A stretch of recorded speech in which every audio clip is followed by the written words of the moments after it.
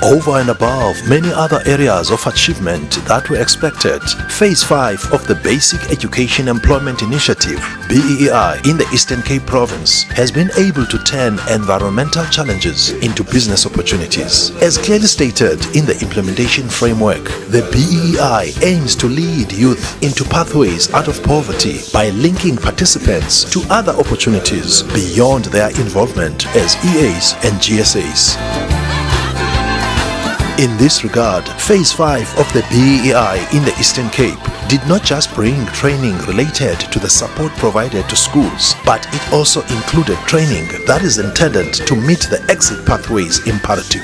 This brief video presentation documents the implementation of the charcoal production training program, which has emerged as one of the flagship exit pathways program of the Eastern Cape, engineered by the project team of the province under the leadership of Ms. Lukanyo Sidia, who has been the provincial project manager of the Presidential Youth Employment Initiative since its inception in 2020. About a year ago, on the 10th of March 2025, our communications team followed her when she visited Pedi with her team to address a jam-packed hall of about 350 school principals of the Amatole West Education District to introduce Phase 5 of the BEEI. We were offered an opportunity for a brief interview, during which she said, So we are very excited about this project because it is not only here to create work opportunities, but we are going to have focused skills development programs that are going to ensure that young people that are participating in the project,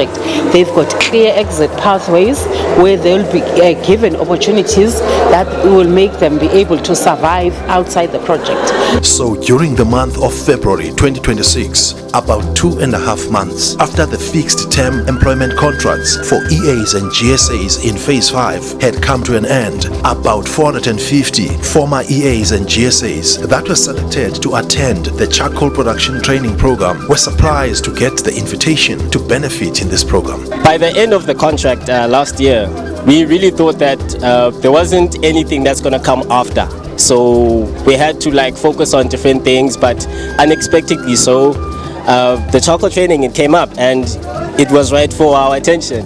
Hi fela kontraka national wana le tshepala hore o ka ba ho hong ho hlayang empa neneng fo thwe ke modimo wa tsebang ke le ka ketelletse ho hlaile hore. What made the charcoal production training program such a brilliant concept is that it managed to seize a long-standing environmental challenge and turned it into an opportunity where young people could become entrepreneurs beyond their employment as EAs and GSAs. Furthermore, the Eastern Cape Department of Education was able to appoint an accredited service provider that had the capacity to pull it off. The training was provided by Kula Timber and Charcoal, a company that specializes in the production of timber and charcoal, with operations both in the Eastern Cape and KwaZulu-Natal province. We've separated the training into 5-day blocks.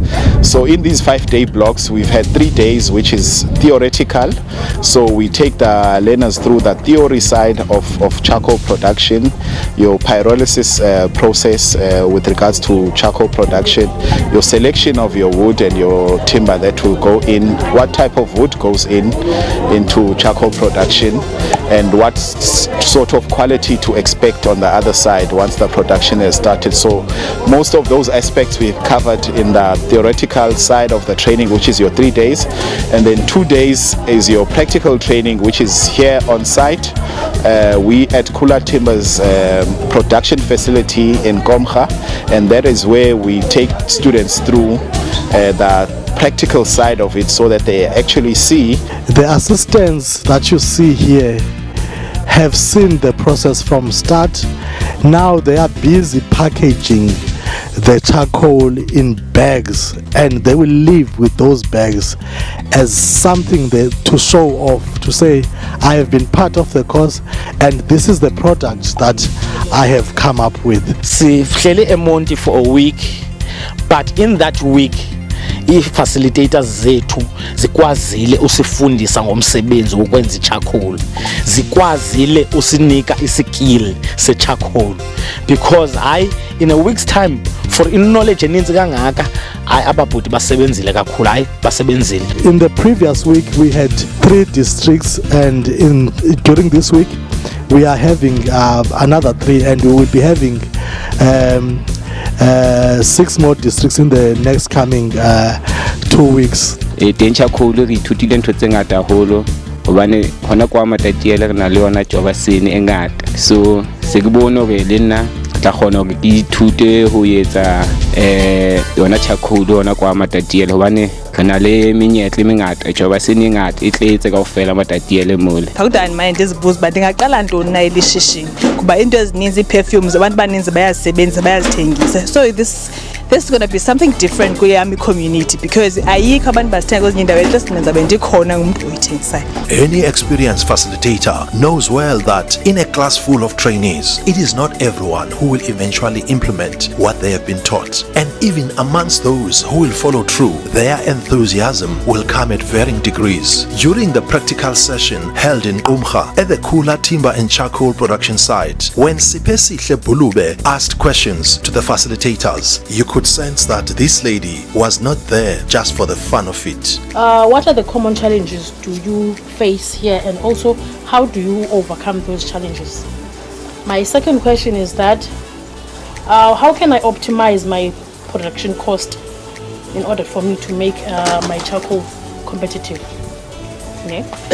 My last question, how can I ensure that my charcoal meets the standard safety regulation? When the officials from the Eastern Cape Department of Education and Kula Timber and Charcoal started receiving calls from trainees who had gone back home and started practicing what they were taught, we were not surprised to find Sipesihle's name on that list. And so we set on a journey to Tanga village in Butterworth in the Amatole East Education District to document her story. Before arriving in Tanga, we were already aware about the adverse effects of invasive alien vegetation on natural water resources and the ability of these plants to reproduce rapidly and outgrow local indigenous plants. But it took Sipesihle's testimony to put a human factor to this scientific principle. Phayana ngamasimi alapha eThanga.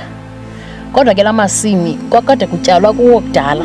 Ndikhule kutyalwa kuvuna phaya. Kodwa into entsha kavele kwathi gqile Black Wattle yagcwala.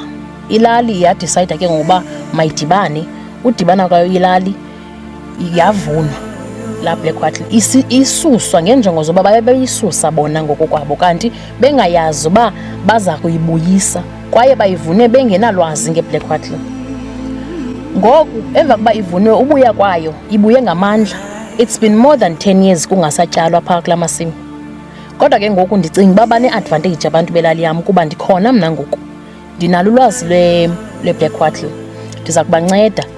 Uqala kwam ndizawuqala phaa ukuyiharvesta so that ilali yam iziphinde ikwazi ukuba ityale phaya. What also made our visit to Tanga interesting was to see how Sipesihle has been able to improvise, working with limited resources to start producing charcoal, and her commitment to continuous improvement, not just in terms of quality, but also the aesthetics. Her use of ice cube trays to give her charcoal pieces a particular shape is a true demonstration of passion and pursuit for perfection. My challenge was that I did not have the sacks for charcoal, the containers. So I used potato bags to sell the charcoal. But at least I've made a few coins. So in the near future, I would like to receive, at least have charcoal containers, because it is very important to have charcoal containers that are written charcoal, or at least have a picture of charcoal outside. Because if I sell the potato sacks, No one is going to buy potatoes. If I say there are charcoals inside, that will be difficult for the business. Our journey to profile more trainees who had also started to produce their own charcoal took us to KwaMaqoma, formerly known as Fort Beaufort, and Tikeni, formerly known as Alice, in the Raymond Mhlaba local municipality, where there are 2 groups of former EAs and GSAs, made up of 6, 3 in each group, 5 males and 1 female. We were impressed to see how they have been able to organize themselves into groups of 3 and to hear about the strides they have made to initiate partnerships that can make their businesses thrive. We did also approach opangela kamasipala, but can we do commercial harvesting here Blackwattle? What ilapho ba no, it's not a problem. Singakunika permit yalondo uyenze because iBlackwattle kwayona is an invasive species apha. So it was also wonderful to see that they truly see themselves as future business owners and have a sense of vision and business plan. Sizakwazi ke ngoku-employa kwa i-youth le isurrounded thina because there are many people apha abangangathi abangaphangeliyo. Ngehlobo loba kuze successful business kukho indawo ekufana nomabhutsha, kukho abantu abasezitendini abaphekayo, sizayi-advertise phaa kuqala initially and then uyibona kwethu phaa uba ibhizinesi yethu iyakhukhumala. Sizayimarketa ke ngoku kwinansi ku-supermarkets simane si-elevator and then side siye sofikelela kwi-mass production. Ofisho ke ngoku ne-youth yethu apha izoba employed under this company esizabe thina siyiqalayo. The final chapter of this program, which will determine how far these young former EAs and GSAs will go into growing their businesses, is the aftercare program, which has been initiated by the Eastern Cape Department of Education to focus on the 75 selected young people who will receive further mentoring and support. Proposals have been submitted to the Department of Basic Education at national level and the head of department in the province to endorse the implementation of this aftercare program and approve the required funding. After this training, all our learners will remain in contact with our facilitators to make sure that those that are actually going forward with implementing these micro charcoal production units, they do so with our support, our continuous support. As Kula Timber and Charcoal, we have a 5-year MOA with that department. That is why we will always continue being there to support them. It's not a project that will just be an in and out.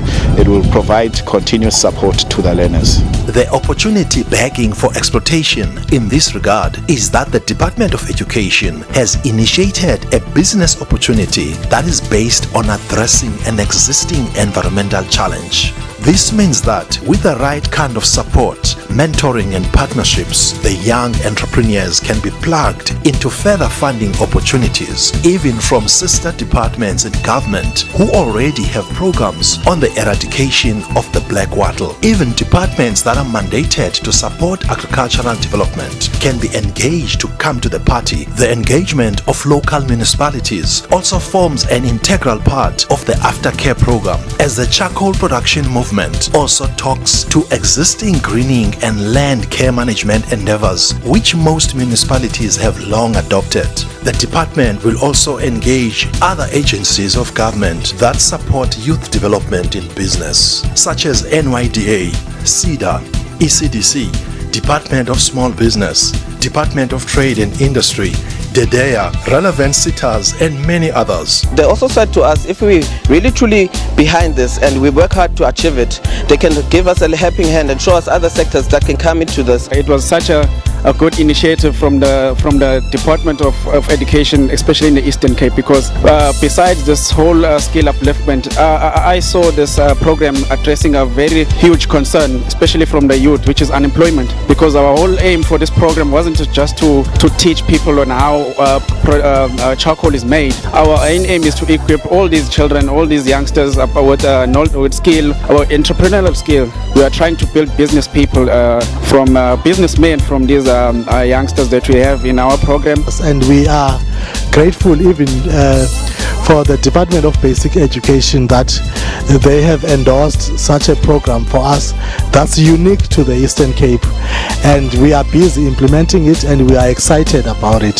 The Premier always says, let's create the Eastern Cape that we want, and our MEC is saying it's high time that we are radical about development. We will explain ourselves later on the strategies that we have employed, as long as the strategies are there to address what needs to be addressed in the Eastern Cape. Turning environmental challenges into business opportunities.